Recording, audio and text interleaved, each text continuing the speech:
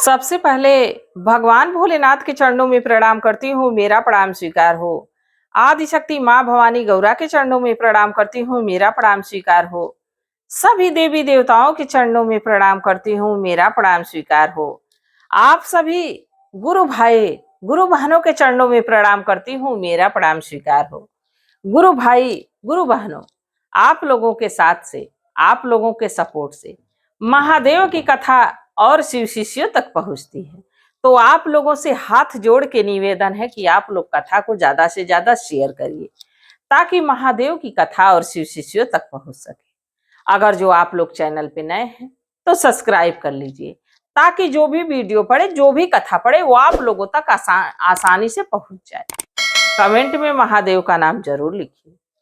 महादेव का नाम लिखने से, बोलने से सारे कष्ट दूर हो जाते हैं, सारी परेशानी दूर हो जाती है। तो भगवान का नाम जरूर लिखिए। और कथा जब भगवान की ही चल रही हो, गुणगान जब भगवान का ही चल रहा हो, तो इसको पूरा सुनना चाहिए। आधा अधूरा सुनने पे एक तो कोई ज्ञान नहीं प्राप्त होगा और दूसरा महादेव का अपमान होगा। तो आप लोग कथा को पूरा सुना करिए। और जैसा कि कुछ गुरु भाई, कुछ गुरु बहन कमेंट किए हैं, मैं उनके नाम की अर्जी महादेव के चरणों में लगाऊंगी। तो कथा को आप लोग अंत तक सुनिएगा। कथा के अंत में जो गुरु भाई गुरु बहन कमेंट किए, मैं उनके नाम की अर्जी महादेव के चरणों में लगाऊंगी। तो देखिए, आज जो मैं कथा आप लोगों को सुना रही हूँ, कार्तिक मास की स्नान की कथा है।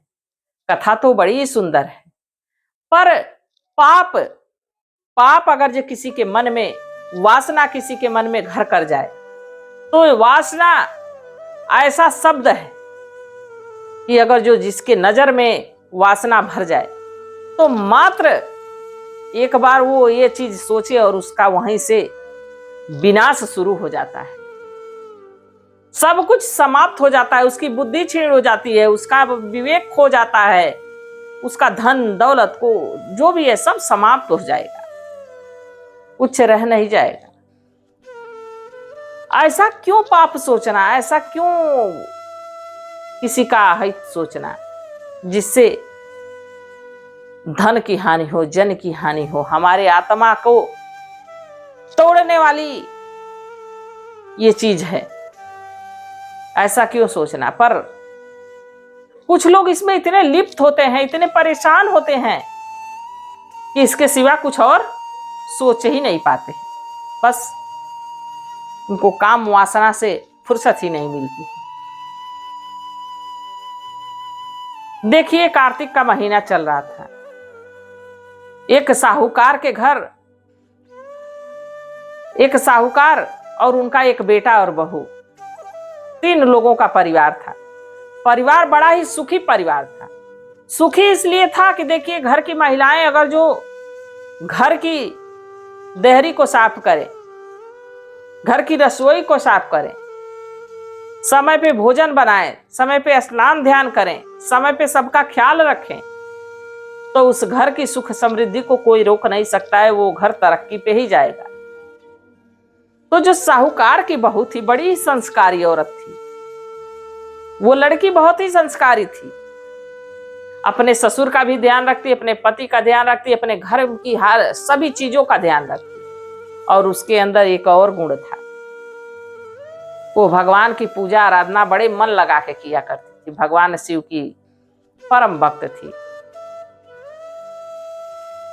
वो भगवान की परम भक्त थी और उसका नित्य प्रतिदिन गंगा स्नान का काम था। क्योंकि हमारे यहाँ तो गंगा जी दूर हैं, पर कुछ लोगों के घर के बगल में ही गंगा माँ होती है, पर वहां वो पहुंच नहीं पाते, जा नहीं पाते स्नान करने के लिए।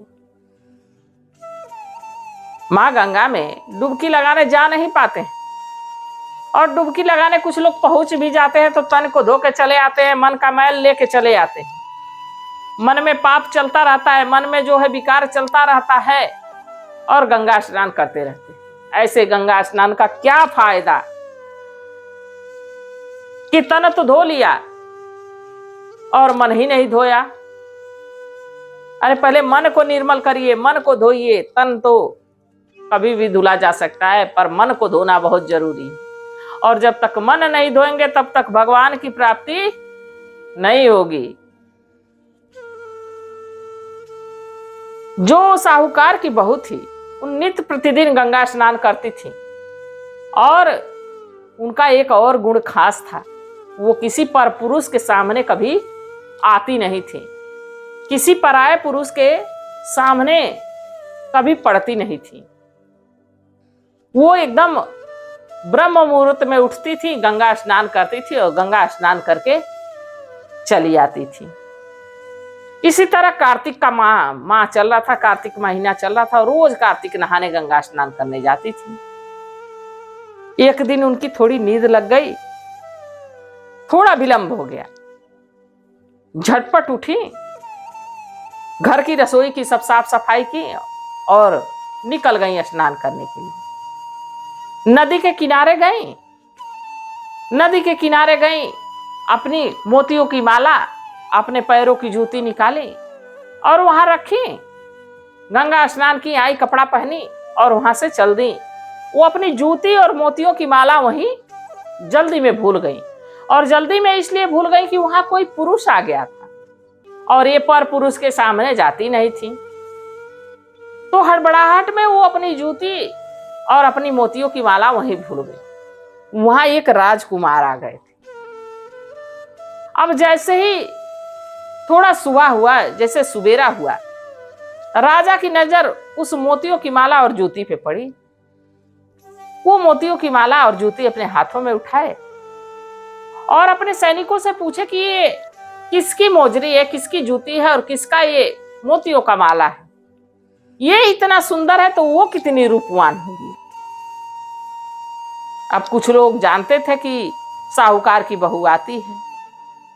अब राजा अपने पूरे राज्य में घोषणा करवा दिए कि जिसकी ये मोतियों की माला है और जिसकी ये जूती है आके राजमहल से ले जाए, पर इसके बदले में उसको 5 रात हमारे साथ गुजारनी होगी।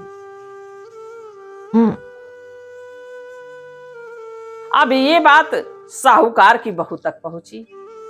अब राजा का आदेश था तो बताए भी लोग कि ये तो साहूकार की बहू है। अब साहूकार की बहू राजा के पास एक पत्र लिखवाई और उस पत्र में लिखवाई कि मैं गंगा स्नान 5 दिन लगातार आऊंगी और उन 5 दिनों में हमसे जब चाहे आप मुलाकात कर लीजिएगा। राजा कहे ये कौन सी बड़ी बात है, जब मुलाकात हो जाएगी तो मैं छोड़ूंगा कहां, मैं तो उसको अपने घर की शोभा बनाऊंगा, अपने राजमहल की रानी बनाऊंगा। पराई स्त्री की इच्छा के विरुद्ध, उसकी बात को जाने बिना कैसे हम अपने घर की शोभा बनाएंगे, उससे कैसे हम रिश्ता जोड़ेंगे। रावण माता सीता को ले तो गया, पर मां की अनुमति की प्रतीक्षा करते रह गया। रावण में एक खास बात थी, ऐसे नहीं महापंडित उसको माना जाता है। माता सीता को तो ले गया, पर मां की अनुमति का प्रतीक्षा किया कि कब सीता, कब जानकी अनुमति देंगी और मैं उन्हें अपना बनाऊंगा। पर कुछ लोग, अब तो कलयुग चल रहा है, वो तो सतयुग द्वापर त्रेता की सब बात है, अब तो कलयुग चल रहा है। कलयुग में कौन किसको पूछता है और कौन किसको जांचता है। गुरु भाई, गुरु बहनों, अब तो नजरों में वासना भरी है, शरीर में वासना भरी है, वासना ही वासना, लोगों के रोम रोम में वासना भरी हुई है। इसको बाहर निकालिए, इस कचरे को बाहर निकालिए। हमारे शरीर के अंदर बैठ के हमें खोखला कर रहा है, दीमक की तरह खा रहा है और एक दिन खाते खाते समाप्त कर देगा और हम भगवान की सेवा भी नहीं कर पाएंगे। जिस भगवान के लिए हम आए हैं उनकी हम थोड़ी सी भी सेवा नहीं कर पाएंगे। हम किसी और कार्य के लिए आए हैं, कर कुछ और रहे हैं। हमें भगवान के तरफ जाने के लिए, हमें भगवान के मार्ग पे जाने के लिए हरिंदर भैया, नीलम दीदी इतना अच्छा मार्ग बता दिए, फिर भी हम लोग भटक रहे हैं। क्यों? अपने आप से ही सवाल है कि क्यों? क्यों उस मार्ग पे हम लोग नहीं चल पा रहे हैं। अब जो राजा था, राजा बड़ा ही चतुर था।